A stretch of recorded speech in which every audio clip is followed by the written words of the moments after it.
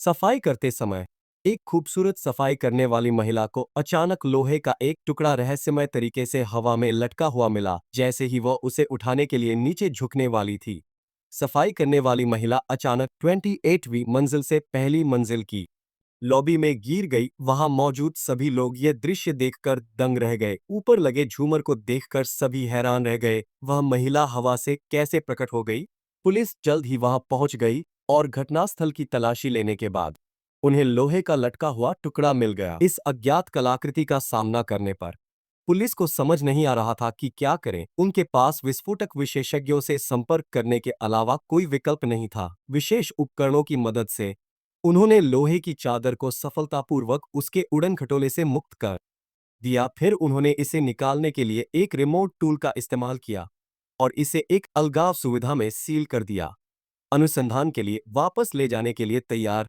लेकिन इससे पहले कि कोई भी जा पाता, एक और कॉल आया। इस बार मामला और भी विचित्र था। एक महिला को तार की जाली के नीचे मध्य हवा में तैरते देखा गया। कैप्टन निक ने बहादुरी से इसका परीक्षण करने के लिए हाथ बढ़ाया, लेकिन कोई भी ढाल न पाकर हैरान रह गए। ऐसा लग रहा था कि शरीर गुरुत्वाकर्षण की पकड़ से बच गया था। निक ने शुरू में सोचा कि महिला हवा से उड़कर वहां आ गई है, लेकिन तेज तर्रार लिसा ने महसूस किया कि कुछ गड़बड़ है, क्योंकि हवा महिला की स्थिति के विपरीत दिशा में बह रही थी। अपने संदेह को सत्यापित करने के लिए उन्होंने तार की जाली में फंसी आस्तीन को खोल दिया। अगले ही पल शरीर धीरे धीरे दूर जाने लगा। कार चला रही महिला को अचानक एहसास हुआ कि कुछ गड़बड़ है। उसकी आंखों से बेवजह खून के आंसू बहने लगे। कुछ ही सेकंड में महिला की सांसें बंद हो गईं। उसका बेटा जियान जुआंग, जो पिछली सीट पर बैठा था, डरा नहीं। इसके बजाय उसने शांति से कार का दरवाजा खोला और अपनी पूरी ताकत से अपनी मां को बाहर निकाला।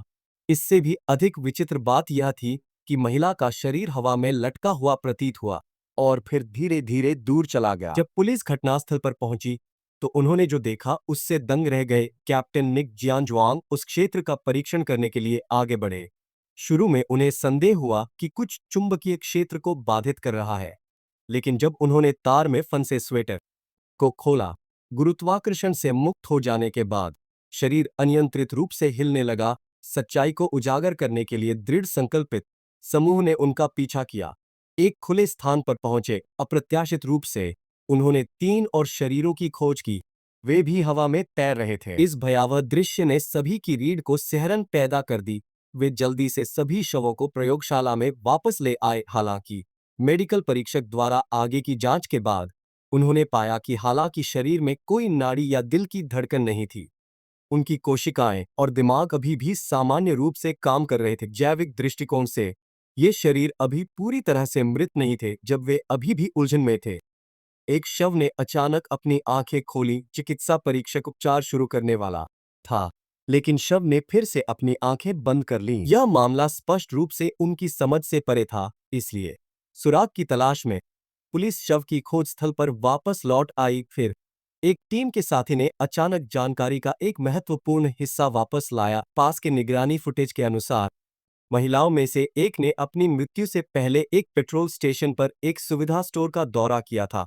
वह पीछे की सीट पर एक छोटे लड़के को ले जा रही थी। पुलिस ने तुरंत लड़के पर ध्यान केंद्रित किया, इसे जांच के लिए शुरुआती बिंदु के रूप में उपयोग करने की तैयारी की। हालांकि जब पुलिस लड़के के निवास पर पहुंची तो उन्होंने दरवाजे पर एक जूता गिरा हुआ देखा। पूरे शहर में अजीब सी शांति थी।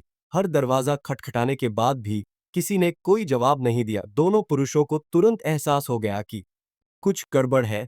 एक शरीर हवा में लटका हुआ था, भौतिकी के नियमों को चुनौती दे रहा था। इससे भी ज्यादा अजीब बात थी उस महिला की मुस्कान, जबकि उसकी आंखों से खून बह रहा था।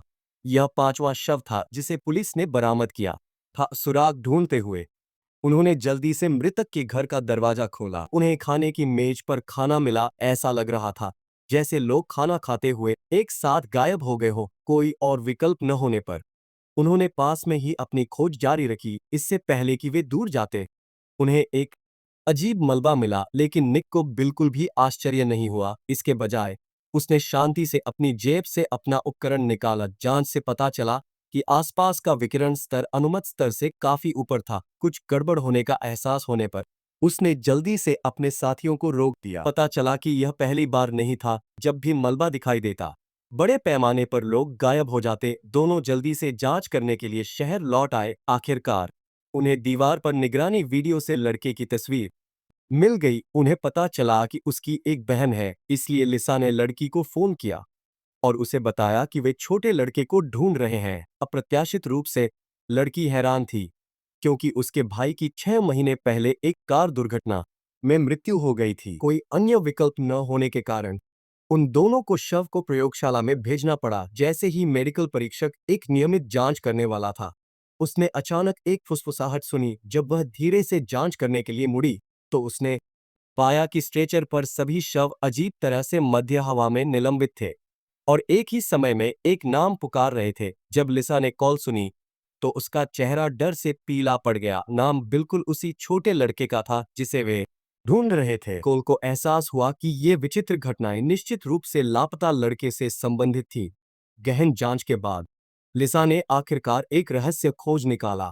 सभी शव लड़के की कार दुर्घटना के दृश्य के पास पाए गए थे, इसीलिए वह प्रत्येक पीड़ित को वहां ले गई। सच्चाई जानने के बाद दोनों जल्दी से उस पेट्रोल पंप पर गए जहां लक्ष्य दिखाई दिया था। निश्चित रूप से उन्होंने छोटे लड़के को पिछली सीट पर बैठा पाया। इस बिंदु पर उसने पहले ही एक बुजुर्ग महिला को वश में कर लिया था, जो शिकार बनने वाली थी। और निकोल ने चाहे जो भी समझाया हो, दूसरे पक्ष का अब भी मानना था कि कार में बैठा व्यक्ति उसका बेटा था। लेकिन कुछ ही देर में बूढ़ी औरत के चेहरे पर अचानक दर्द भरा भाव आ गया और उसकी आंखों से खून के आंसू बहने लगे।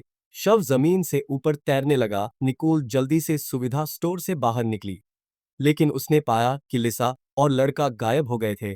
यह महसूस करते हुए कि उसके साथियों की जान खतरे में थी, कोल ने जल्दी से लड़के की बहन को ढूंढ लिया और उसे उसकी मां के पास ले आई, जो मलबे से जुड़ी हुई थी। उनका मानना था कि लड़के का दिखाई देना संभवतः मलबे के संपर्क में आने से मां के अत्यधिक दुख के कारण हुआ था, जिसके कारण मलबे ने उसके लंबे समय से खोए बेटे को पुनर्जीवित करने में उसकी मदद की। हालांकि यह शक्ति लंबे समय तक नहीं रह सकती, इसके लिए लगातार दूसरों की जीवन शक्ति को खत्म करना पड़ता है। इसलिए शाओमी को अब अपनी मां को उनके निलंबित एनिमेशन से जगाने की जरूरत है और अपने भाई और उनके बीच संबंध पूरी तरह से तोड़ दें। सौभाग्य से शाओमी के कुछ अनुनय के बाद उसकी मां अंततः होश में आ जाती है। उसी समय घटनास्थल पर मौजूद अन्य शरीर भी अपनी आंखें खोलते हैं। लड़के से मोहित लिसा 1 सेकंड के भीतर होश में आ जाती है। लड़का तुरंत गायब हो जाता है। कहानी का समापन होता है। अगली बार मिलते हैं।